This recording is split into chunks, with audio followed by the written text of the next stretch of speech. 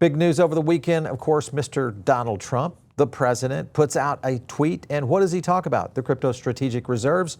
We're going to break it down for you guys. My name is Paul Barron. Welcome back into Tech Path. Let's get started today. I do want to thank our sponsor, and that is Uphold. Some special news from Uphold, and that is that you can now earn your staking rewards. You can kind of see here are some of the assets that you can stake over there. Cosmos, Polkadot at 10.7, Solana is the one that I thought was interesting. These will be instantaneous staking and unstaking, so it's a pretty cool tool. You, of course, can take part in that. All you have to do is join by using our link down below to get you started and get some special offers to start your journey on crypto. Let's get into a couple of the tweets and topics that, of course, happened over the weekend. We predicted this, actually, in a video not too long ago, and that Trump would be considering XRP and Sol in the strategic reserve. So I know Barron Trump must be watching right now, so of course I think that's the reason we're seeing more of this. All right, when you take a look at some of the capacities of American crypto, this is something that I think we're going to see more of, and that is where you're going to actually have crypto baskets that are all built around American crypto companies. And of course, the question is whether or not we're going to see any kind of tax advantages on whether it's capital gains or other things around this strategic reserve as we start to flow into this. Uphold talked about it, and they were hitting on it right there. Staking is back. This is interesting because it is for the U.S. residents. So again, a good deal. I think we're going to see a lot more assets that will come into this, so we're going to be watching this one very closely. I want to lead off with a clip real quick that will give you guys a little bit of an insight on the weekend recap. Take a look. No, it did. And this is really building upon what he said in January. He says that this new national crypto reserve will include Bitcoin, Ethereum, and a trio of high volatility tokens, Solana, XRP, and Cardano. He's calling it a move to elevate the industry after what the president described as years of corrupt attacks under the Biden administration. Now, unlike traditional reserves of gold, petroleum, or grain, commodities accumulated for strategic security, this reserve would more closely resemble an active portfolio of speculative assets. The shift in language from stockpile to reserve also suggests the U.S. may actively acquire and manage cryptocurrencies rather than just holding seized tokens. So basically, you've got a portfolio manager for crypto under the authority of the U.S. government. And that's one of the biggest concerns here, that the government would be picking favorites. And yes, the choice of Cardano and Solana came as a bit of a surprise. But at the end of the day, these 5 tokens that are in this reserve are on the top 10 market cap list. And Cardano and Solana offer faster and cheaper alternatives than Bitcoin and Ethereum with respect to facilitating payments. The president also has a connection to both of those blockchains. Solana is the blockchain that he used to build his meme token. Meanwhile, you've got XRP. Ripple is the team behind that token. They donated $5 million in the XRP token to Trump's inaugural fund. So he has ties to some of these tokens that we're seeing show up here. So as we saw over the weekend, we saw some very radical moves on the market. And of course, on Sunday, we saw, just crazy numbers. Cardano was up at one time I saw 70%. These are the kind of things that, of course, do concern a lot of people, including a lot of people who are looking at Bitcoin as really the primary concern of what a strategic reserve might be. If you look at foreign exchange reserves, and this is a good example, is that there has been a decline in foreign exchange reserves over the last little bit. So is it possible that the U.S. government could be setting up for just what they were talking about, which is an active crypto market fund? And I think that's going to be the question that everybody's asking. And of course, Michael Saylor is looking at it in a very big way. I'll kind of zoom in on that for you guys. The right digital asset policy is a $100 trillion opportunity for the U.S. And if you look at that as an investment class for the U.S. government, this could really counterbalance what we've seen in terms of just the U.S. debt overall, if we see an active portfolio that's out there earning investment and growth. Other things, of course, you had right there, Eric Trump. I love the genius of announcing a strategic reserve on Sunday when traditional markets are closed. And this, of course, is Wall Street sleeping. This is something we've talked about for a long. It's definitely going to be coming. The world no longer runs on a Monday through Friday, 9 to 5. I agree with what Trump is saying, but of course, I think everybody in the crypto market kind of gets that. And we've kind of had a little bit of an advantage for a while, is that, retail actually could do 24/7 trading where Wall Street was getting kind of hind-strapped a little bit. Other things is if you look at the U.S. National Bitcoin Reserve in 2025 and the possibility, Obviously, it spiked over the weekend on poly market, so it is definitely a scenario that could be happening very, very soon. Other things that, of course, happened on the market right here was 330 billion added to the cryptocurrency market just in the past 4 hours. This was yesterday. That number, of course, has since then started to retrace back down on shorts that are being put back into the market. And then you got to look at liquidations, who was kind of interesting, hit one of the highest levels since post-election day. And this again was yesterday. Obviously, they got punished yesterday. So it's a very volatile market that we're dealing with right now. Obviously, if you look at ways to avoid that, just zoom out and look at long-term holding, and I think you're going to be fine. Big things, though, that have happened just so far in 2025. President Trump launched his own meme coin. This was right before he took office. The SEC drops pretty much all the lawsuits against Coinbase and others. SEC says that meme coins are not securities, which kind of opened up another Pandora box. And the U.S. is considering moving spending to blockchain. I think this will be a big one if we start to see that really take place.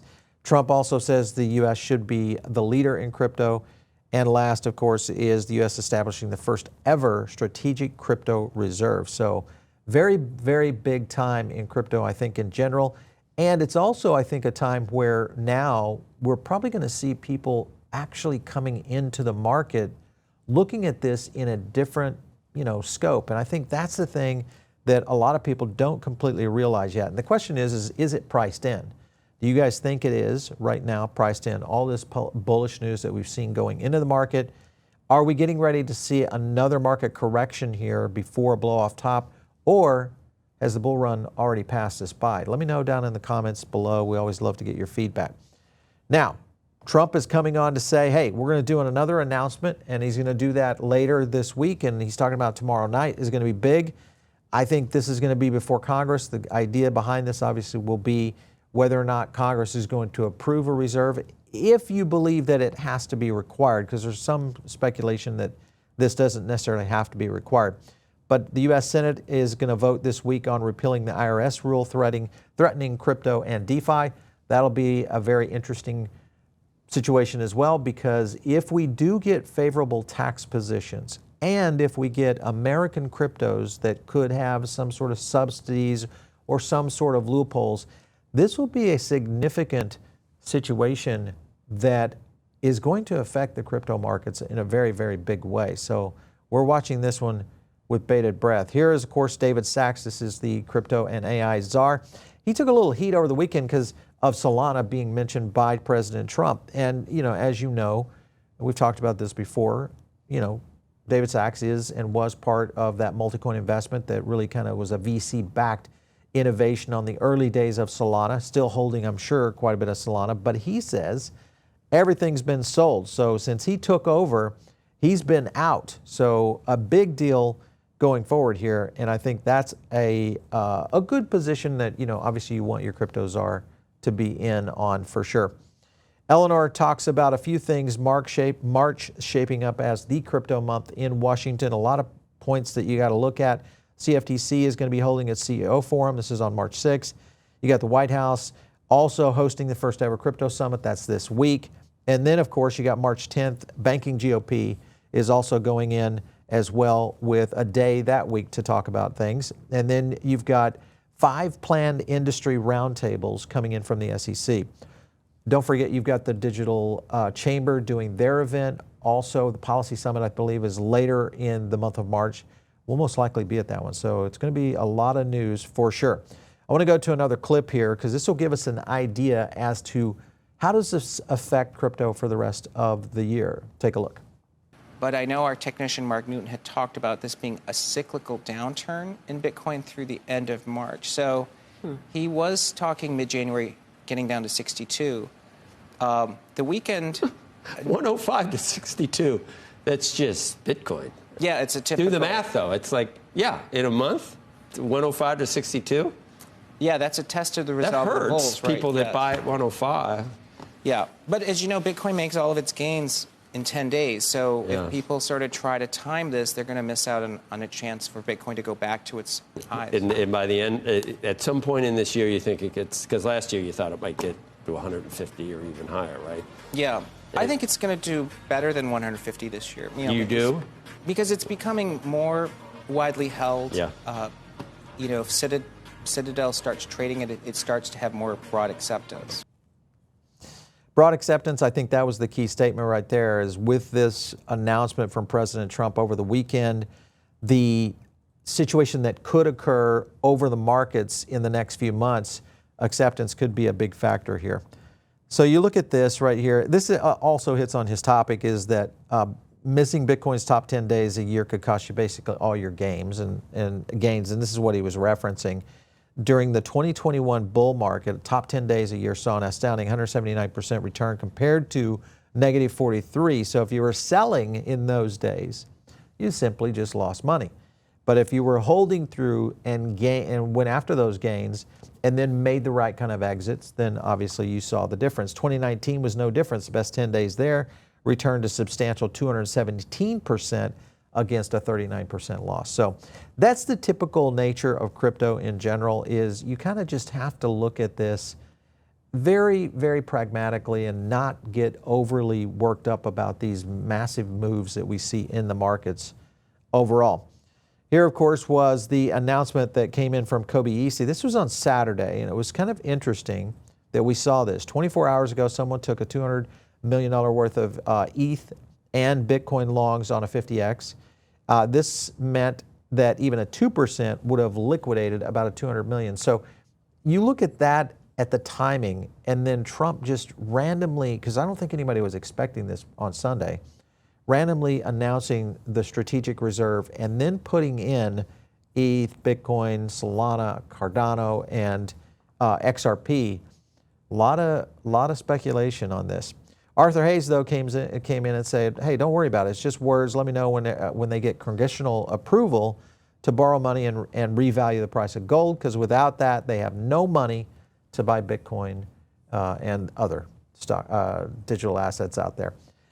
Meta Lawman also chimed in on this. I believe a strategic digital reserve can be established by an executive order. I don't believe that. And it'll take Congress to pass an SDAR anytime soon. And also, if you look at the answer, number one is yes, unlikely that what level of Congress would fund purchase of digital assets. So it's really a question of whether or not it is required, because many people would say, well, there are other things that are happening in government around investments that don't necessarily require Congress, including this right here. If you just look at the amount of our holdings, this right now is the Board of Governors, the Federal Reserve, and that shows your holdings on Treasury and securities. Also the earmarked gold, meaning gold that we don't actually hold just yet, but have it earmarked for purchasing. So could maybe something like a Bitcoin or other digital assets be put into this? This would be the big question that everybody's asking, not only for the U.S., but I think globally, when you look at this impacting the monetary system worldwide.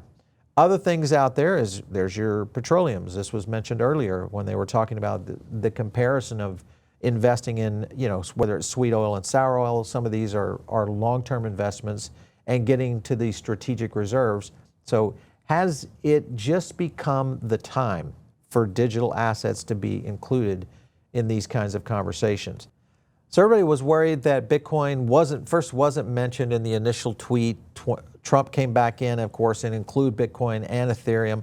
Brian Armstrong chimed in, excited to learn more, still forming an opinion on asset allocation, but my current thinking is just Bitcoin probably would be the best option, simplest, easy to understand. And if folks want more variety, you could do a market cap weighted index of crypto assets to keep it unbiased. That's one way, but probably not the easiest to do. And everybody was concerned about this. Siegel kind of talked about it. Bitcoin is categorically different than our digital assets, my opinion. But if they do want a portfolio manager, and this is the kind of thing, I don't know, and you can't really rule this out, because I think these are just new days inside the Trump administration that we could end up with maybe a portfolio manager in there actually managing a crypto portfolio. Wouldn't that be crazy? Here's Peter Schiff, of course. He says, hey, all of a sudden he's a Bitcoin whale. or Bitcoin Maxi. And it gets the rationale for Bitcoin Reserve. I don't agree with it, but I get it. We have a gold reserve, but Bitcoin is digital gold. There you have it. Peter Schiff, Bitcoin is digital gold. That's a quote. Man, after all these years saying that, that's crazy. He also says it's wrong for governments to pick the winners and losers. That came from that earlier clip. I do agree with this, but I do believe that they already kind of do this in Congress and in the tactics that are used in all sorts of, government contracts and you name it. So does this really apply, when it kind of goes into this? Even if Trump thinks crypto will end up being an important industry, he shouldn't stockpile crypto with taxpayer money. I think this is a scenario that still is a gold bug that doesn't want gold to become a secondary asset for the U.S. government. And that's one that I think everybody's watching. The one that was not mentioned over the weekend was Avalanche. Avalanche, also an American company. And if you look at the Avalanche founder and CEO, he's on the CFTC board. So they still are a big addressable blockchain for a potential strategic position, but they weren't mentioned. I think a lot of people were questioning why. And maybe if you're looking at something like a stockpile, a group of digital assets like this, Avalanche could possibly be in it. So make sure and stick around. If you're not in the Diamond Circle, get in on that. It's a great place to get additional content. Also, get in our Telegram group. That's right down below.